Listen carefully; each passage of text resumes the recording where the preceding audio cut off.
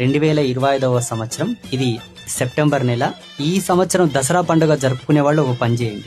Bike, car, scooter, cycle, bus, truck ఈ రథాలన్నీ కూడా దసరా పండుగ నాడు శుభ్రంగా కడగండి. కడిగి వాటికి గంధం బొట్లు పెట్టండి.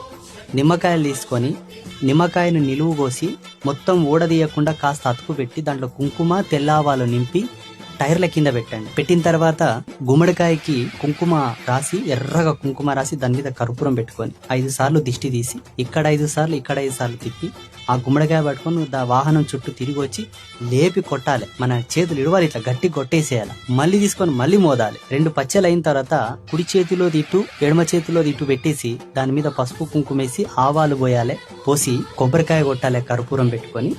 ఈ గుమ్మడికాయకేమో కుంకుమ రాయాలి, కొబ్బరికాయకి పసుపు రాసి దాని మీద కర్పూరం పెట్టుకొని తిప్పి కొట్టాలి.